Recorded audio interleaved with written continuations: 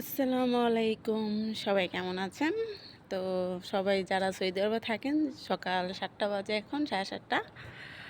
তো আলহামদুলিল্লাহ, আল্লাহর রহমতে ভালো আছি আমিও। আমাদের নবীজি একটা শিক্ষা দিয়েছিল সাহাবীদেরকে, কোনো জাতের লোক দুজি, অন্য ধর্মের লোকেরা যদি কোনো বিপদে পড়ে পাশে থাকবে, সাহায্য করবে, কখনো একা ছেড়ে দেবে না। তার পাশাপাশি আরেকটা শিক্ষা দিয়েছিল যে আমাদের অন্য ধর্মের লোকেরা, তারা ধর্ম নিয়ে লড়াই করবে। একদম বাস্তব কথা। কথাটা মানে বলে গিয়েছিল, সে কথাটা ফলেও যাচ্ছে যে আমাদের লোকেরা তাদের নিজেদের পরিচয় একটা আছে, যে মেন পরিচয়, সেটা ভুলে যায় তারা ধর্ম নিয়ে লড়াই করবে।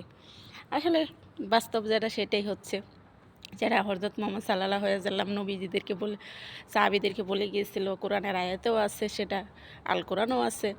আর সেটাই ফলে যাচ্ছে, একের পর এক হচ্ছে, যেটা আমাদের নবীজি বলে যাচ্ছে।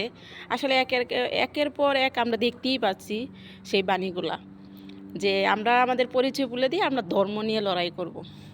আমাদের ধর্মটাই সবথেকে মেন। কেন? আমরা নিজেদের পরিচয় ওইটাই। কিন্তু সৃষ্টিকর্তার কাছে না সবথেকে পরিচয় একটাই। আর সৃষ্টিকর্তার কাছে সবথেকে, এই দুনিয়ার সমস্ত মানুষ হলো সবথেকে প্রিয় হলো মানব জাতি। আমাদের সৃষ্টিকর্তার কাছে সবথেকে প্রিয় জিনিস হলো মানব জাতি।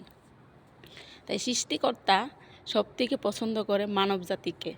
কিন্তু আমরা মানব জাতিটা কী করতেছি? আমরা ধর্ম নিয়ে লড়াই করতেছি, কোন দেশ কীভাবে দখল করা যায় সেটা নিয়ে লড়াই করতেছি।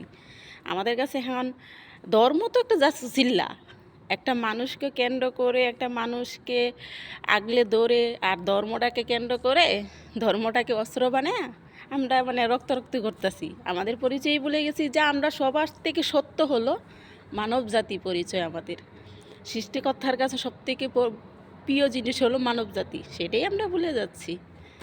কিছু বলার নেই। তো সবাইকে আল্লাহ হেদায়েত দান করুক, সবাইকে ভালো রাখুক, সুস্থ রাখুক। সারা বিশ্ব মানুষকে যেন আল্লাহ তাআলা বুদ্ধি দেক, সুবুদ্ধি দেক। সবাই যেন তাদের মেন পরিচয়টা কি, ধর্মের আগে তাদের সবথেকে পরিচয় হলো তারা মানব জাতি। আমরা সবাই এই দুনিয়াতে আল্লাহর সৃষ্টিকর্তার মানব জাতি হলো সবথেকে প্রিয়, সেটা যেন মাথায় রাখে মানুষ।